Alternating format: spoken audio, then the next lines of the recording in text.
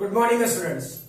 पिछले वाले क्लास में हम लोग electric field due to disc पर काम कर लिए थे, सही है ना। अब इससे आगे नेक्स्ट टॉपिक शुरू करें। Electric field due to uniformly charged electric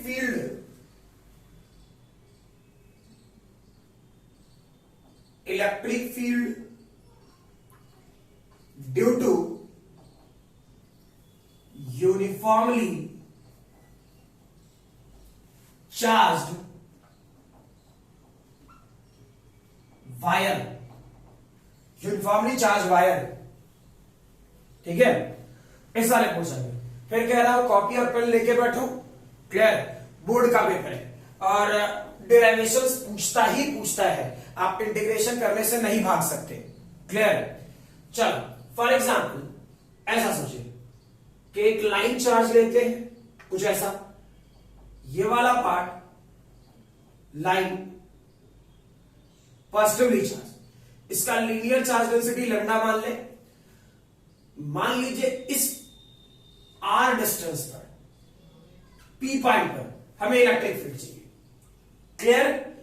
इस लाइन के कारण इस पी पॉइंट पर हमें इलेक्ट्रिक फील्ड चाहिए, क्लियर। तो निकालने के लिए क्या कर रहे होते हैं, चेक करें। अपने तरफ से एक छोटा सा एलिमेंट काटना, ठीक है। यहां से यहां तक कुछ मान लेते हैं, दैट इज एक्स। ये वाला पार्ट छोटा सा dx, क्लियर।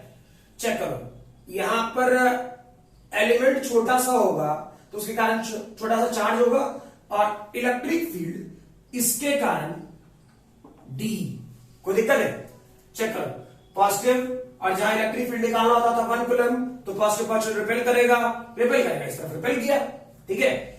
अपने तरफ से एक लैंग्वेज के तौर पे ये वाली एंगल को थीटा या पाई मान लेते हैं, ठीक है। अब इसका टर्मिनल पॉइंट ऐसा कुछ फील कर लेते हैं। इसके ऊपर ये वाली एंगल φ1 और इसके नीचे ये पूरी एंगल φ2, यार पूरी एंगल φ2, क्लियर है, ठीक। तो चेक करो होता क्या इस वाले पोर्शन में, ठीक है। वही लाइन तो वेरिएबल है, कहीं भी जा सकता है। हम एलिमेंट यहां काट सकते हैं, यहां काट सकते हैं, यहां काट सकते हैं, कहीं काट सकते हैं, अपनी मर्जी, क्लियर, ठीक। लेकिन अगर जो इस एलिमेंट को एंगल के तौर पे सोचें, तो अगर जो इस φ2 से लेकर के φ1 तक, पहले बोला φ2 कहां कटेगा, यहां कटेगा, ठीक है। φ2 वाला पार्ट कहां कटेगा, यहां। अगर यहां तक ले तो ठीक, वैसे ही φ1 वाला पार्ट कहां कटेगा, यहां, ठीक है। तो चेक करो, इसके चलते इस पॉजिटिव चार्ज के कारण इधर खींचे तो ये एंगल फाई, तो ये वाली एंगल फाई, इधर क्या हो जाता है, इसका कंपोनेंट डीई कॉस फाई और इसका इधर का कंपोनेंट क्या हो जाता है, डीई साइन फाई, क्लियर। तो एक काम करते हैं, प्लेन के तौर पे ये वाला प्लेन वाई एक्सेस बना ले और ये वाला प्लेन एक्स एक्सेस, क्लियर। तो एक्स एक्सेस के अलावा इलेक्ट्रिक फील्ड पहले यही सोचते हैं, एक्स एक्सेस के अलावा इलेक्ट्रिक फील्ड क्या होगा। उसके पहले एक और बात सोचते हैं, ये x और ये r, ठीक है, कोई दिक्कत नहीं। तो चेक करो इस वाले पोर्शन में अगर जो x एक्सेस, यानी सबसे पहले elemental charge that is dq, और ये डेटा क्या होता है, लैम्डा इंटू dx होता क्या, सोचो, लैम्डा इंटू dx।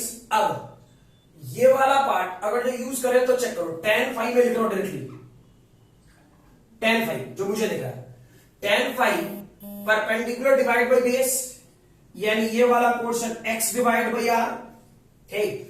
खुद सोचो वेरिएबल क्या क्या है भाई, क्या ये फाई वेरिएबल है, अरे मेरी मर्जी में यहां काटा तो फाई ये वाली एंगल, और यहां काटता तो फाई इधर होता, क्लियर।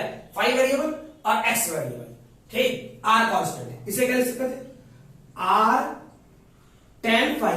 और x, एक काम करते हैं, डिफरेंशिएट कर देते हैं। तो r tan का differentiation sec square phi d phi, और ये वाला पोर्शन dx। क्लियर है? ठीक। अब स्टेटमेंट के तौर पे सोचो क्या करते हैं। नो डाउट x और y दोनों में काम करना है। ठीक, तो इलेक्ट्रिक फील्ड x एक्सिस के लॉ पूरा क्या लिख सकते थे?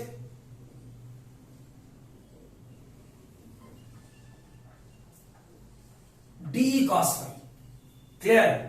अब एक चीज और, बहुत सारे बुक्स में, बहुत सारे किताबों में, ठीक है, मे बी ये फाई 1 या फाई 2 या थीटा 1 या थीटा 2 जो एंगल लेगा वो यहां से लेगा, इस जगह से। ठीक, मैं अवॉइड करा रहा हूं, रीजन समझो। ठीक, यहां से एंगल लेने के लिए तुमको एक बार यहां खड़ा रहना पड़ेगा, ठीक है, और यहां से एंगल लेने के लिए तुमको एक बार यहां खड़ा रहना पड़ेगा। तो हम दो जगह काहे खड़ा होने जाए? क्लियर? बेटर है हम एक पॉइंट पे खड़े होकर काम करें। तो एक पॉइंट पे कौन सा, जिस पॉइंट पे इलेक्ट्रिक फील्ड निकालना है उसी पॉइंट से, मान लो यहां से दीवार का एक कॉर्नर, भले आप लोग को ना दिखे, लेकिन मैं एक नॉर्मल सी बात जो आप लोग भी अपने घर पे सोच सकते हो, मैं यहां से खड़े होकर दीवार के कॉर्नर का ऊपर वाला पार्ट चेक करूं, तो चेक करो मेरे आंख का आई लेवल ही बनेगा, आंख का आई लेवल ही है। ठीक, अब इस पॉइंट से दीवार का कॉर्नर देखने के लिए ऐसे तो कुछ एंगल बनेगा, फाई 1 ये वाले एंगल, वैसे ही ग्राउंड को देखने के लिए मेरा आंख नीचे तो फाई 2। तो हम एक ही जगह खड़ा होकर के वायर का टॉप और बॉटम दोनों चेक कर लिए, सही है ना? और अदरवाइज यहां से चेक करेंगे तो क्या होगा, एक बार यहां सोचेंगे, एक बार यहां सोचेंगे, दो बार काहे का मगजमारी करने जाए। क्लियर है? ठीक, गड़बड़ नहीं होना चाहिए। अब सोचो ये क्या बना, ये ऐसे घूम रहा है ऐसे, और ये वाला पोर्शन ऐसे। क्लियर? तो जो आपका आंख का लेवल है उससे अगर जो आप नीचे जा रहे हैं तो नेगेटिव एंगल नेगेटिव, इससे नीचे जा रहे हो तो एंगल नेगेटिव, इससे ऊपर जा रहे हो तो एंगल पॉजिटिव। क्लियर? इससे नीचे नेगेटिव, इससे ऊपर पॉजिटिव। याद रखना जिस पॉइंट पे काम कर रहा हूं उस पॉइंट पे, और मैंने अपना आंख पी पॉइंट पे रखा है। क्लियर? इस पी पॉइंट पे, तो इस पी पॉइंट से ऊपर देखे पॉजिटिव, इस पी पॉइंट से नीचे देखे नेगेटिव। क्लियर? ठीक, तो सोचो कहा इसका लिमिट चेक करो भाई, तो -φ2 से φ1 तक लिखेंगे, सही है ना? अब आगे बढ़ते हैं इस वाले क्वेश्चन में। स्टैंडर्ड फॉर्मूला क्या था डी के लिए, चेक करो 1/4πε0, तो कांस्टेंट होगा यार, ठीक है। अब dq चार्ज, ठीक है, चेक करना यहां से यहां तक का डिस्टेंस, यहां से यहां तक का डिस्टेंस क्या होता, यहां से यहां तक का डिस्टेंस क्या आपको √r² प्लस x² है, इसलिए मैंने पहले नहीं लिखा था। क्या ये डिस्टेंस इस पॉइंट से इस पॉइंट का डिस्टेंस √r² प्लस x², लिखो यार √r² प्लस x² का होल स्क्वायर, ठीक है। अब cos फाई की वैल्यू, cos फाई की value base divide by hypotenuse, base divide by hypotenuse. Clear? ये चलो cos फाई रह देते हैं, बाद में देखेंगे। ठीक, ये वाला पोर्शन क्या -φ2 से लेकर के चेक करना कि इस वाले चेक करना, इस वाले पोर्शन में ये डिस्टेंस क्या था √r² प्लस x², ठीक है। और cos फाई की वैल्यू लिख सकते, छोड़ बाद में देखेंगे उसे क्या आता है, ठीक है। ये वाला पोर्शन 1/4πε0 रहने देते हैं, ठीक है। क्लियर? dq की वैल्यू चेक करो, dq की वैल्यू क्या था, dq की वैल्यू लैम्डा dx, चल लैम्डा dx, इसे क्या लिख सकता है r² प्लस x², नॉर्मल सी बात है। इस वाले पोर्शन में cos फाई, ठीक, इंटीग्रेशन की वैल्यू -φ2 से लेकर के φ1 तक डिवाइडेड बाई, ठीक है। इस वाले पोर्शन में एक काम करते हैं 1/4πε0 को कांस्टेंट के मान देते, के लिख ही देते हैं। क्लियर? अब सोचो इस वाले पोर्शन में लैम्डा बाहर, कोई तकलीफ, dx की वैल्यू कितनी, dx की वैल्यू कितनी, ये r sec² phi d phi. Clear? और ये वाला portion cos phi divided by, अब सोचो, ये वाला पोर्शन आर स्क्वायर, एक्स की वैल्यू कितनी, आर टेन फाइव, क्या ये वाला portion r square tan square phi ऐसा होगा क्या? ठीक है, ये वाला पोर्शन -φ2 से लेकर के φ1 तक। ठीक है, थोड़ा जल्दी लिखोगे,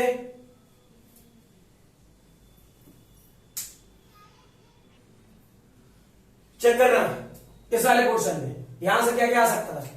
सबसे पहले तो इसी वाले पार्ट को फिगर बी से नहीं बेटा, एक्स वाला पार्ट क्या होता मेरे भाई, चेक करो तो ये वाला पोर्शन के लेमडा कांस्टेंट, ठीक है, ऊपर में आर सेक स्क्वायर फाइव, ठीक है, cos phi d phi, r square common लेते हैं, आर स्क्वायर जब कॉमन लेगा तो मुझे दिख रहा है 1 प्लस टेन स्क्वायर फाइव, तो 1 प्लस टेन स्क्वायर फाइव की वैल्यू क्या, सेक स्क्वायर फाइव। ठीक है, तो ये वाला portion sec square phi integration, तो आर मर गया, सेक स्क्वायर मर गया, क्लियर। ठीक, और ये वाला पोर्शन -φ2 से लेकर के φ1 तक। ठीक है, तो अब चेक करो, सिमिलरली आगे बढ़ते हैं। अब क्या कर रहे हो, वेरीफाई करना इस वाले पोर्शन में EX क्या के लेमडा बाई आर, और चेक करो कॉस का इंटीग्रेशन, तो साइन का डिफरेंशिएशन कॉस, तो कॉस का इंटीग्रेशन साइन। ठीक, तो ये वाला पोर्शन क्या हम लोग साइन फाइव लिखे और लिमिट की वैल्यू क्या -φ2 से लेकर के φ1 तक लिखे, क्लियर। तो चेक करो इसकी वैल्यू क्या के लेमडा बाई आर, और ये साइन φ1 माइनस ऑफ साइन -φ2। ठीक, सॉल्व करोगे तो ये डेटा के lambda by r sine φ1 sine φ2 ऐसा होता क्या, क्लियर। तो एक्स एक्सिस के अलावा जो इलेक्ट्रिक फील्ड की वैल्यू आएगी वो क्या आनी चाहिए, जनरल इक्वेशन, याद करना जनरल इक्वेशन का सॉल्यूशन यही होगा। ठीक है, फिर कह रहा हूं बोर्ड का पेपर है, आप इंटीग्रेशन से नहीं भाग सकते, आपको ये काम करना है, क्लियर। सब कुछ अच्छे से डिराइव करने आना चाहिए।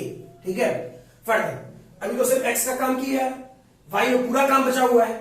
ठीक है, तो ई वाई कह रहे हैं, ई वाई चेक करो यार क्या होता, फिर से वही ई वाई यूज करते हैं तो 1 डिवाइड बाई 4πε0, क्या ये वाला पोर्शन डी क्यू, दोनों के बीच का सेपरेशन कितना, root over r square plus x square, सही है, आर साइन फाइव, इस बार क्या होगा साइन फाइव। ठीक है, अब चेक करो वैसे ही फटाफट, टाइम नहीं बर्बाद करना है, φ2 φ1, क्लियर है, ये वाला पोर्शन ई वाई। अब चेक करना 1 डिवाइड बाई 4πε0 को क्या मान ले, क्या इसकी वैल्यू लेमडा था, ये वाला पोर्शन dx, ठीक, डिवाइडेड बाई, अच्छा सॉरी ये वाला पोर्शन स्क्वायर होता, ये वाला पोर्शन क्या r square plus x square, ये वाला पोर्शन क्या साइन फाइव, हाँ ना, क्लियर। लिमिट की वैल्यू -φ2 से लेकर के φ1 तक। ठीक, तो सिमिलरली आगे बढ़ते हैं फटाफट इस वाले पार्ट में। अब तो फिगर की जरूरत है नहीं, फिगर तो समझ ही चुका।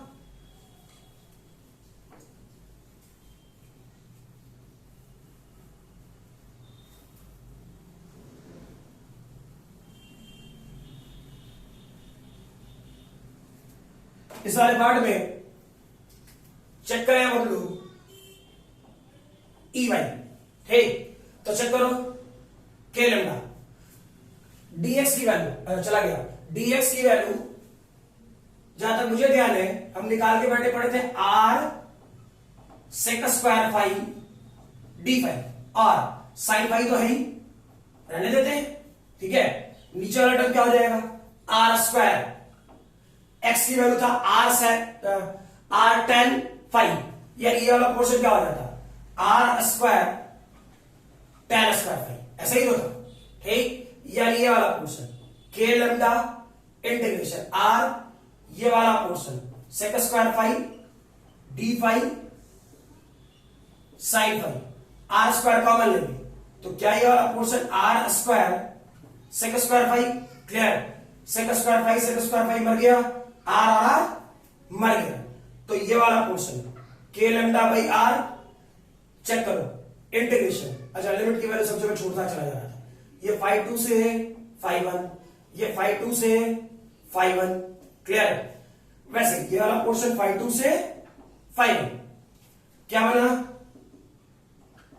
Sign phi d phi, clear. तो चेक करो भाई, क्या ये वाला portion k lambda by r, sine का कॉस का डिफरेंशिएशन होता है माइनस साइन, ठीक, यानी साइन का इंटीग्रेशन क्या होना चाहिए, माइनस कॉस, क्लियर। तो ये वाला पोर्शन क्या माइनस कॉस फाइव करें और लिमिट की वैल्यू माइनस फाइव टू से क्या फाइव वन करें, क्लियर है, ठीक। तो चेक करो k lambda by r cos phi one minus of minus cos minus phi two, यही तो होता, सही है ना।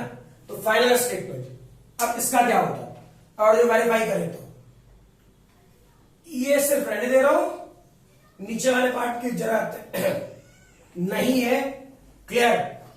तो नीचे वाला पार्ट की जरूरत नहीं है, तो ई वाई की वैल्यू क्या हो जाता, ई वाई की value k lambda by r, ये माइनस और माइनस प्लस, यानी ये डेटा cos phi two minus cos phi one, clear, लिखोगे जल्दी।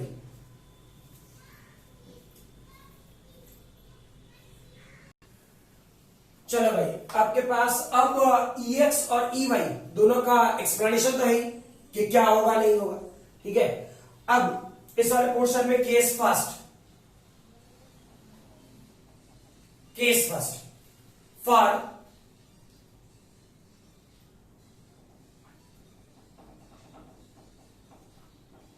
Infinite wire, clear. तो सोचो, जब इनफाइनाइट वायर करोगे तो इनफाइनाइट वायर के लिए फाइव वन कितना 90 डिग्री एंड फाइव टू कितना 90 डिग्री, क्लियर है ये बात, ये इसमें कोई दिक्कत, सोच लो ना, एक नॉर्मल सी बात, मेरे सामने एक इनफाइनाइट दीवार हो, इनफाइनाइट, ठीक है। तो मैंने क्या बोला था, तुम्हारे आंख का लेवल ये है, सोच आपके आंख का लेवल ऐसा है, ठीक है। अब इस लेवल से हमको इनफाइनाइट तक दिख रहे हैं, सही है ना। तो मेरे आंख से और जो इनफाइनाइट, तो इनफाइनाइट कहां होगा, बहुत ऊपर, अगर ये दीवार देखना है तो ये इनफाइनाइट कहां होगा, बहुत ऊपर। तो मेरा आंख का लेवल चेक कर, तुरंत ऐसे हो जाएगा, यू ऊपर देखेंगे, तो ये एंगल कितना बढ़ेगा, लगभग 90 डिग्री।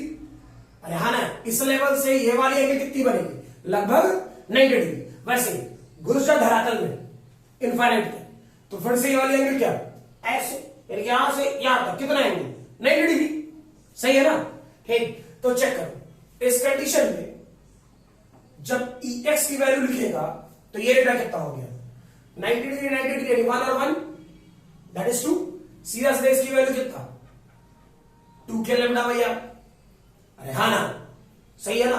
और EY की वैल्यू कितना cos 90 0 sin cos 90 0, यानी EY कितना 0, यानी पूरा इलेक्ट्रिक फील्ड सिर्फ EX के बराबर होगा, जिसका मैग्नीट्यूड 2 के लैम्डा बाई आर, अरे हाँ ना, क्लियर है। केस सेकंड वेरीफाई करो, for semi infinite wire, clear.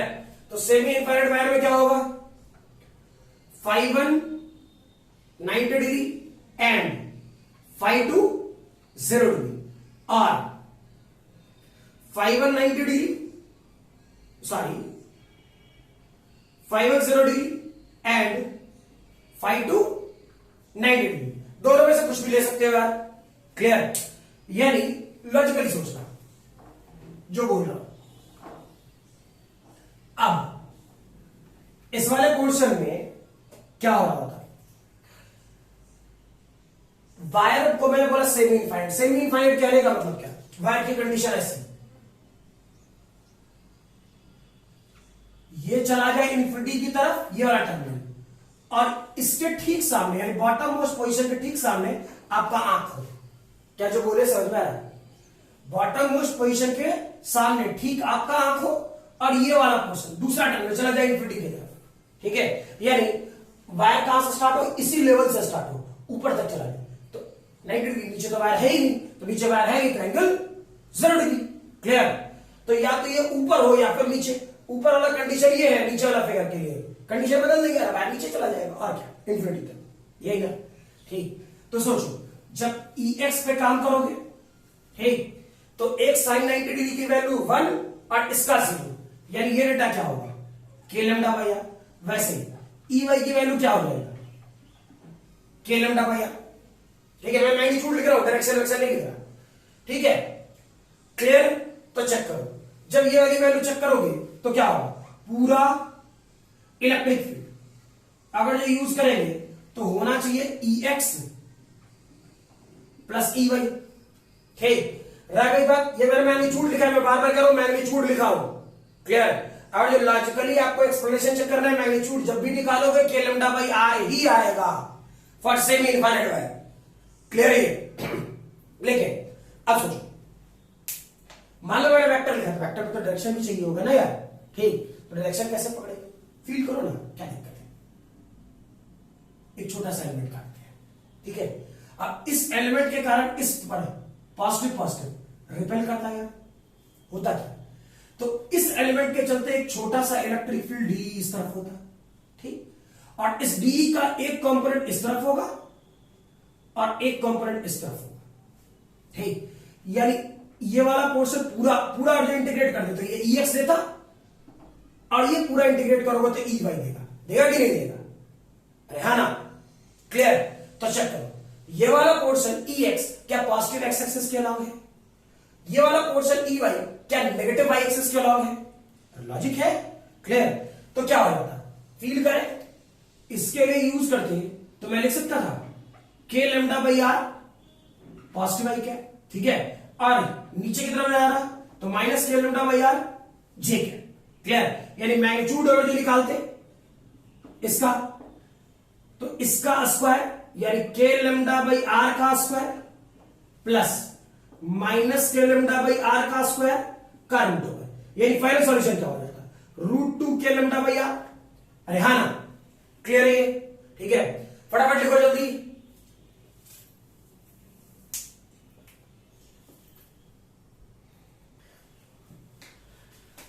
Next इस वाले पोर्शन में काम करोगे केस थर्ड पर। केस थर्ड, और कंडीशन कुछ नहीं वैसा, perpendicular bisector, perpendicular bisector of finite wire,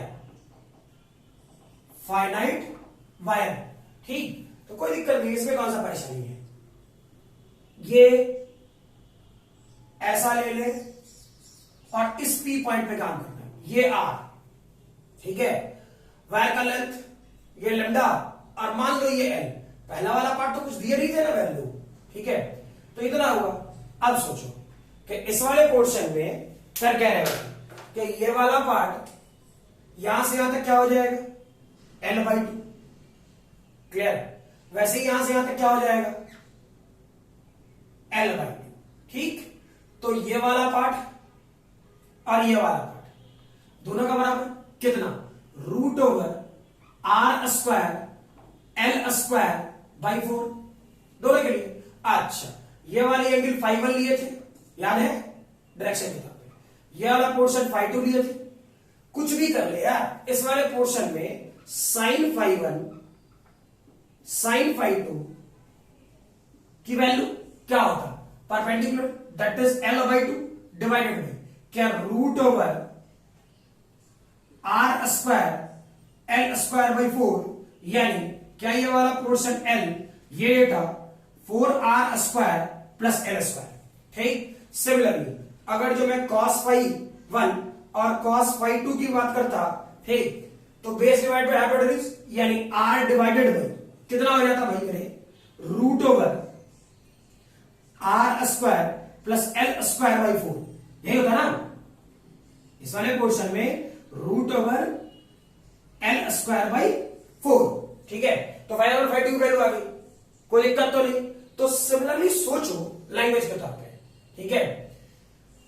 अगर जो EX निकालते तो उसकी वैल्यू तो 2k lambda divided by r और sin phi1 या फिर sin phi2 हो जाता, जिसको मैं sin phi लिख रहा हूं, ठीक है, या phi1 ही लिख देता हूं, क्या दिक्कत है। तो ये डेटा क्या हो जाता, चेक करो तो 2k lambda divide by r l divided by √4r² plus l², clear. और EY की वैल्यू क्या हो जाता भाई मेरे, 0, सीधा सीधा।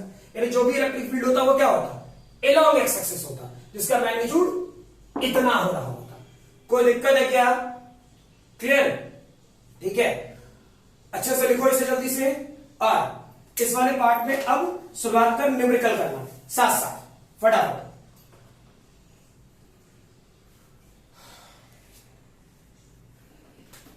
चलो भाई, यहां तक बातें क्लियर होनी चाहिए, ठीक है। फटाफट काम करना शुरू करो क्वेश्चंस पे, ठीक, रुकना नहीं है, बहुत तेजी में काम करना है, क्लियर। हो सकता है कुछ पार्ट इसका न्यूमेरिकल का अगले वाले लेक्चर्स में आए, है ना। और बहुत सारे लोग ये बात क्या कहते हैं, एससीवी का कुछ कुछ क्वेश्चन पूछ रहे थे।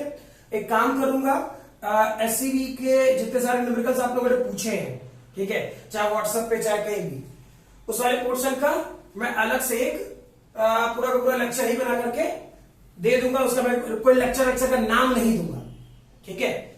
अभी कंटिन्यूटी में हाँ, जो भी इलेक्ट्रोस्टैटिक पढ़ रहे उसका मैं सिर्फ नाम दे रहा हूं और कुछ नहीं, ठीक है।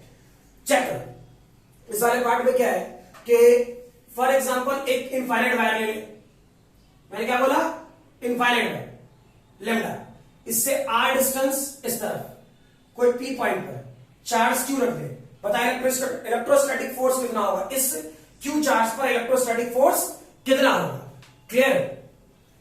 जल्दी थोड़ा तो चेक करो, वीडियो पॉज करके क्वेश्चन सॉल्व करना फटाफट। हाँ देख, इस वाले क्वेश्चन में क्या ना,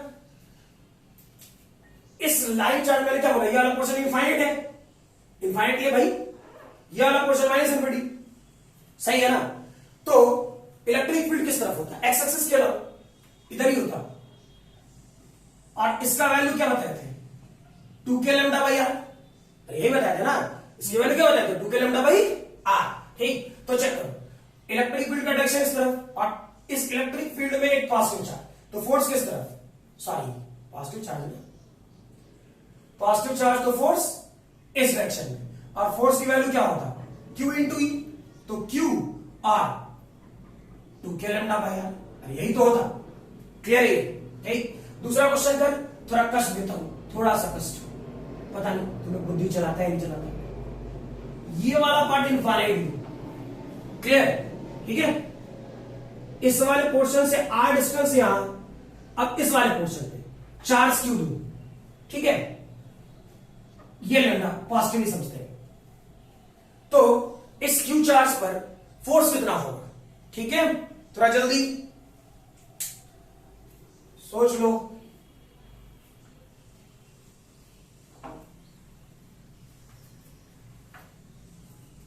चेक कर भाई, शायद ये बन जाना चाहिए और बताए भी है, ठीक है।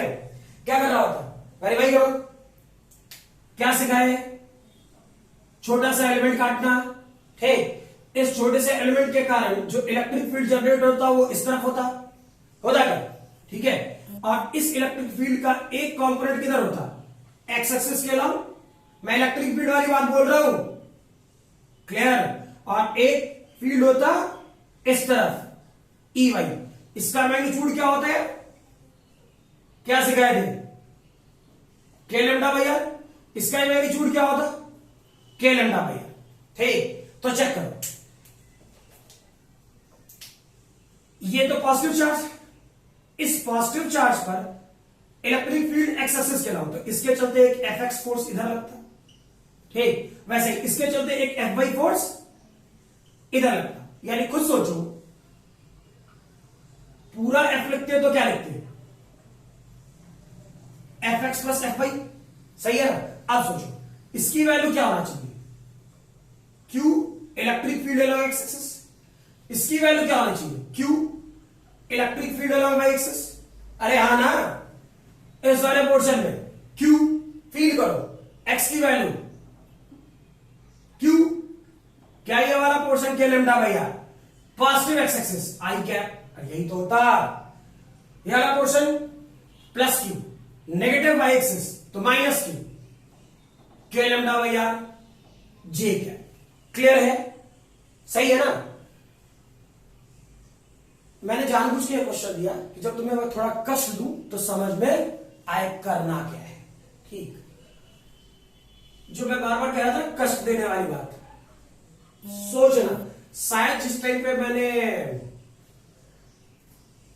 सेंटर ऑफ मास पढ़ाया था ऐसा कुछ लैंग्वेज सिखाया भी था, पता नहीं तुम लोग सीखा है या नहीं सीखा, ध्यान रखा नहीं रखा, ठीक है। ये वाला पार्ट इन्फिनिटी की तरफ जा रहा होगा, क्लियर। अब थोड़ा फील करना, ये कोई पर्टिकुलर पॉइंट पी है, ये वाली एंगल कुछ मान ले, चलो 37 डिग्री, सॉल्व करने के लिए नहीं दे रहा, तुम सॉल्व लॉजिक बता मुझे, ठीक है। यहां से वायर शुरू हुआ, यहां से वायर शुरू हुआ और इनफाइनाइट तक गया, नीचे वायर नहीं है, क्या जो बोला क्लियर है।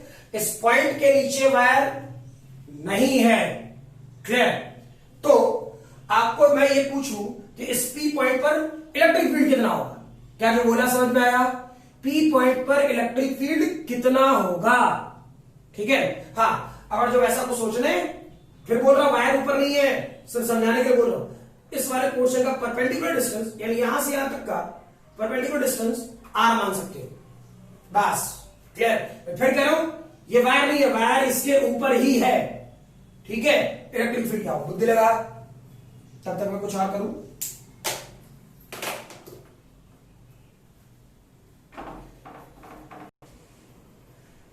बना, चेक करो। इस सारे पोर्शन में था क्या कि तुम कैसे बना रहे हो मुझे नहीं पता, ठीक। एक बेसिक लॉजिक अगर जो यही ध्यान रखोगे यहां गड़बड़ होगा, क्या बता रहे। अब तुमने क्या एंगल निकाला नहीं एंगल निकाला, ये क्वेश्चन बड़ा इंटरेस्टिंग होता है, ठीक, जब क्लासरूम में बात करते हैं लोग, ठीक है। अब आमने सामने है नहीं तो ना लड़ाई होगा ना झगड़ा होगा, ठीक है। आराम से आदमी अब जो बोलेगा सामने वाला वही सुनेगा, ठीक है।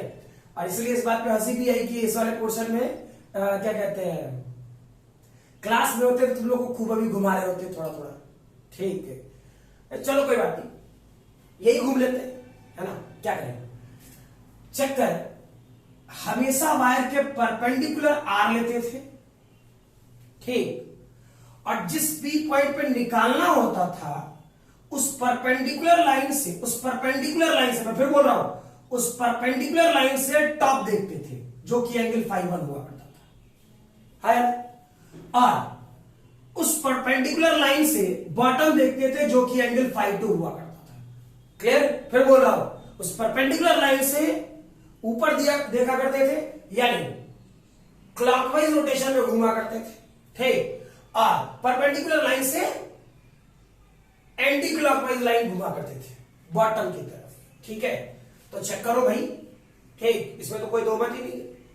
अगर जो इसे एनालाइज करोगे तो टॉप परपेंडिकुलर कौन है, परपेंडिकुलर इस वायर पर परपेंडिकुलर डिस्टेंस आर कौन है, ये वाला लाइन, अरे है नहीं है, यही है ना, ठीक। फिर कह रहा हूं ये वायर नहीं है, ये वायर नहीं है, ठीक। तो यहां से हमको क्या देखना है, इसका टॉप, तो टॉप कहां जा रहा है, इन्फिनिटी की तरफ, टॉप कहां चला गया, इन्फिनिटी की तरफ, ठीक। तो इन्फिनिटी की तरफ तो φ1 की वैल्यू क्या हो गई, 90 डिग्री। अरे हुआ नहीं हुआ, हाँ ना, सोच लो। इस वाले पोर्शन में इस पी पॉइंट से ऊपर वाला पोर्शन को देखेंगे तो ये कहां जाएगा, इन्फिनिटी की तरफ। तो इन्फिनिटी के एंगल क्या बनता था, 90 डिग्री। अब ये बुद्धि मत लगाने लगना कि सर ये 90 डिग्री ना है, थोड़ा सा झुका हुआ है, ठीक, बोर्ड है भाई, ठीक है। सामने वाले का हाथ भी इतना नहीं कोई इनफाइनाइट तक वो, जैसे कभी कभी एग्जांपल दिया करता था, मुझे ध्यान है, ठीक, कि मुझे एक क्या कहते हैं कार्टून चैनल बड़ा अच्छा लगता है, वो मोटू पतलू, ठीक है। और उसमें जब जरूरत पड़ा तो पतलू का हाथ निकल गया बाहर, इलास्टिक होता है पूरा, खिंच गया बाहर। अब ना मेरा हाथ इलास्टिक है, ठीक, ना बोर्ड इलास्टिक है, होगा कहां से? क्लियर? तो ये फिगर है कुछ नहीं, वो ह्यूमर के लिए मैंने बोला, छोड़ो ये बात। ये इन्फिनिटी तक जाएगा तो फाइव क्या हो गया? 90 डिग्री। अब सोचो फाइव टू क्या था? परपेंडिकुलर लाइन से बॉटम को देखना था, तो बॉटम कहां है? यहां है। अरे बॉटम वायर का कहां है? यहां है ना, ठीक है, गलत तो नहीं कह रहे? वायर का बॉटम कहां है भाई? यहां है, ठीक। अच्छा, परपेंडिकुलर लाइन से किधर घूमना था? Anti clockwise. परपेंडिकुलर लाइन है कौन? ये, तो इधर से कहां घूमना होगा देखने के लिए? Anti clockwise. तो भाई ये एंगल कितना? 37। तो ये एंगल कितना? 360 माइनस 37।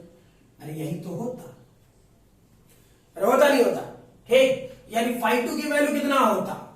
सीधा सीधा 360 डिग्री माइनस 37 डिग्री, या फिर दोनों में कुछ भी लिख सकते हो, सिर्फ माइनस 37 डिग्री। क्लियर? या तो 360 डिग्री माइनस 37 लिखो या फिर माइनस 37 लिखो, क्या फर्क पड़ता है? सॉल्यूशन से मैं, वो तो मैथ्स का टर्म है, ठीक है।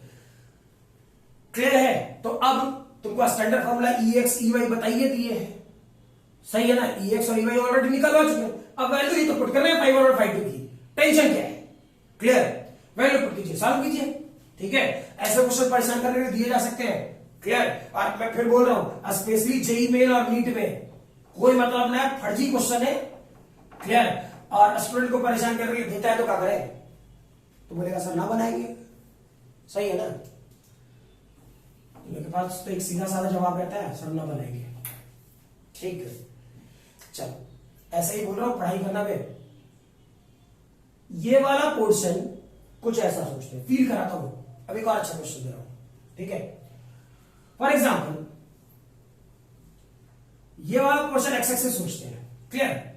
और मर्जी मेरी, ये वाला पोर्शन में वाई से सोचता हूं, क्लियर, ठीक है। और तो चेक करो, मैंने एक्स बना दिया इधर, वाई बना दिया इधर, सही है ना? फिर दिख रहा है, एक्स इधर वाई इधर, क्लियर।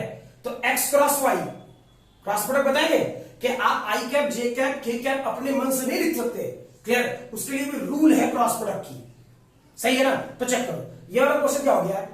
एक्स इधर वाई इधर, तो एक्स क्रॉस वाई, तो जेड एक्सिस नीचे गया, ठीक।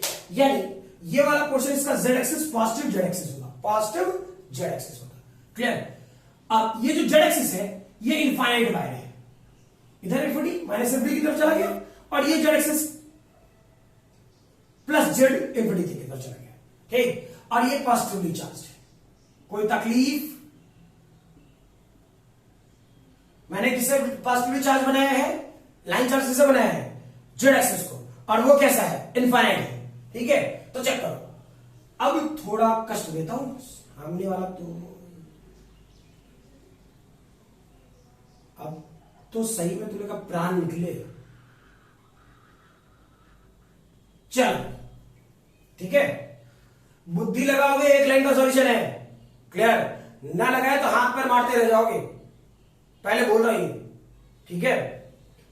इस वाले पोर्शन में ए का कोऑर्डिनेट मर्जी मेरी 3,0,0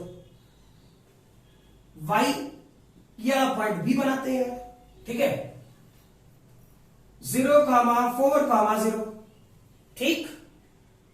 ये वाला पॉइंट सी बनाते हैं भाई, इसकी वैल्यू क्या? 3,4,0, क्लियर। नीचे दू ऊपर दू, मेरा मन, मैं ऊपर दूंगा,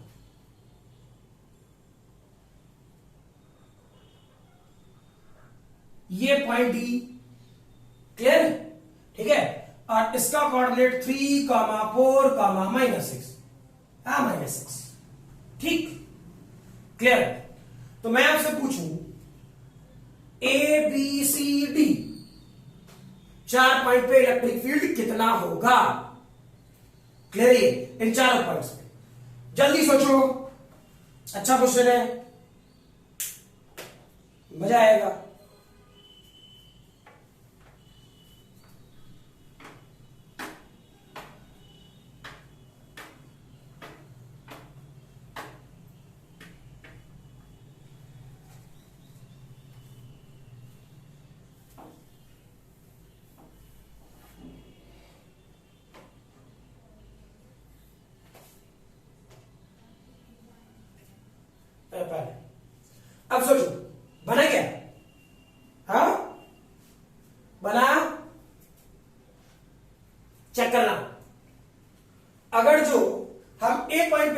सोचते हैं। तो वायर कैसा है? ऐसा। वायर किधर है? जेड एक्सिस की तरफ, पॉजिटिव। और ए पॉइंट क्या ऐसे है? यहां। तो ये डिस्टेंस कितना दिया? ए के लिए 3। और ये क्या परपेंडिकुलर है? परपेंडिकुलर ही तो है, हाँ ना। ये वाला पोर्शन क्या है? फील करो, ये वाला पॉइंट क्या है? ऐसे ही रखा हुआ जेड एक्सिस, ये वाला पोर्शन, ये वाला पोर्शन 3 डिस्टेंस। क्लियर? तो 3 डिस्टेंस, तो इस वाले पोर्शन में चेक करो इलेक्ट्रिक फील्ड ए पॉइंट की वैल्यू क्या पढ़ते थे? Electric field at point A infinite है 2k lambda by r. R कितना? 3। क्लियर? इलेक्ट्रिक फील्ड किस एक्सिस के? पॉजिटिव एक्स एक्सिस के। तो पॉजिटिव एक्स एक्सिस के नाम दैट इज आई क्या? अरे हाँ ना। क्लियर? ठीक है। वैसे सोचो बी पॉइंट का, ये वायर और बी पॉइंट कैसे है? ऐसे है ना। तो ये बी पॉइंट भी तो परपेंडिकुलर है, ये बी पॉइंट है, तो बी पॉइंट भी परपेंडिकुलर है, हाँ ना। क्लियर? तो परपेंडिकुलर तो कितना डिस्टेंस? 4। देखो यार क्या होता, electric field at point B 2k lambda by r. R कितना? 4। ठीक, कोई दिक्कत? आर डायरेक्शन क्या? पॉजिटिव जे क्या? अरे यही ना होता मेरे भाई। क्लियर? अब सोचो, ठीक,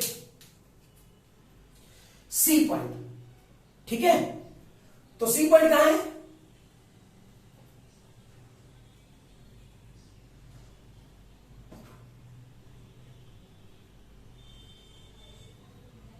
जितना पकड़ पाऊंगा, हाथ तो ज्यादा बना नहीं सकते, क्या करेगा मास्टर। अच्छा से फिगर समझना, ठीक है। ये रेड ग्रीन वाला पोर्शन क्या है? वायर, सही है ना। क्लियर? अब सोचो ये वाला पॉइंट कौन सा बनेगा? ए। ये वाला पॉइंट कौन सा बनेगा? बी। सी पॉइंट कहां है भाई? यहां है। अरे यहां से एक लाइन ड्रॉ करो, यहां से एक लाइन ड्रॉ करो, तो यही तो है सी पॉइंट। हवा में। क्लियर? तो इस सी पॉइंट पे, सी पॉइंट है तो इलेक्ट्रिक फील्ड चाहिए सी पॉइंट पे, तो सी पॉइंट से इस वायर पर परपेंडिकुलर डिस्टेंस, तो वो कौन सा होता? फील करो, तो ये वाला डिस्टेंस होता क्या? अरे हाँ ना। अगर जो सी पॉइंट इधर से इधर सामने खींचे, इधर खींचे, ठीक है, यहां से जहां बने, एवरेज कुछ यहां बन रहा हो। क्लियर? तो फील करो, तो ये दोनों आपस में परपेंडिकुलर है, तो ये वाला पार्ट कितना होता? क्या ये 5 होता? ये डिस्टेंस क्या 5 होता? ठीक है, फील करो, तो कितना? ये वाला पोर्शन 3 और ये वाला पोर्शन 4, दोनों आपस में 90 डिग्री। 3 स्क्वायर प्लस 4 स्क्वायर का रूट होगा, 5 तो देगा। क्लियर? ठीक है, तो चेक करो इसके लिए वैल्यू क्या निकालता? सीधा सी पॉइंट के लिए यूज करता इलेक्ट्रिक फील्ड एट सी। ये वैल्यू क्या होता? मैग्नीट्यूड के तौर पे 2k लैम्डा बाई 5, हाँ ना। ठीक है, क्लियर? मैग्नीट्यूड, हाँ, डायरेक्शन को मैं डायरेक्शन लिख दूंगा, मुझे कोई दिक्कत नहीं है। ठीक है, डायरेक्शन भी चाहिए क्या? चलो लिखता हूं, पता नहीं तुम लोग बुद्धि चलाता है नहीं चलाता। क्या करता है? मिटा लेगा, अलग से लिखते रहो, फील अच्छा आएगा तुम्हें। 2k लैम्डा बाई आर, ठीक। और डायरेक्शन के लिए क्या करता था? तुमको जिस डायरेक्शन में इलेक्ट्रिक फील्ड चाहिए या जिस डायरेक्शन में आपको काम करना है, ठीक है, उसका यूनिट वेक्टर, तो इसके अलावा का यूनिट वेक्टर, इसके अलावा का यूनिट वेक्टर लेते हैं। अरे इसी लाइन के अलावा का यूनिट वेक्टर लेता ना, हाँ ना। क्लियर? सही है, जिसके तरफ इलेक्ट्रिक फील्ड निकालना है उसके तरफ के यूनिट वेक्टर से मल्टीप्लाई करते, तो यूनिट वेक्टर का मैग्नीट्यूड क्या होता है? 1। ठीक, तो इसको 1 से मल्टीप्लाई करेंगे तो कोई फर्क पड़ेगा क्या? कोई फर्क नहीं पड़ेगा। क्लियर? और यूनिट वेक्टर डायरेक्शन क्या होता है? वही होता है जो उसके पैरेंट वेक्टर का डायरेक्शन है। बताया था ये बात 11th में, कि यूनिट वेक्टर का डायरेक्शन वही होता है जो उसके पैरेंट वेक्टर का डायरेक्शन है। क्लियर? तो भाई आसान तो है, चेक करो, तो यूनिट वेक्टर में लिख रहा, फील करना, 3i क्या है प्लस 4j क्या है डिवाइड बाई 5। फील करो, ऐसा है क्या? चेक करो, x में i, तो i कितना? 3i, y में कितना? 4, यानी 4j। अच्छा, इसका मैग्नीट्यूड कितना होगा? और ऊपर वाले का मैग्नीट्यूड निकालो तो कितना होगा? 5। 5/5 मैग्नीट्यूड कितना आएगा 1, सही है ना। 1 से मल्टीप्लाई करें क्या फर्क पड़ेगा, कोई फर्क नहीं पड़ेगा, वैसे ही रहने देते। क्लियर, कोई दिक्कत नहीं। चल अब वैसे अब खेल करते हैं तुम लोग के साथ डी, ठीक है। आसान आसान मास्टर को आता था, ठीक है, तो लोग हम लोग मेरा अच्छा स्टूडेंट है, सही है ना। डी पॉइंट को पता, जल्दी थोड़ा बुद्धि लगाए।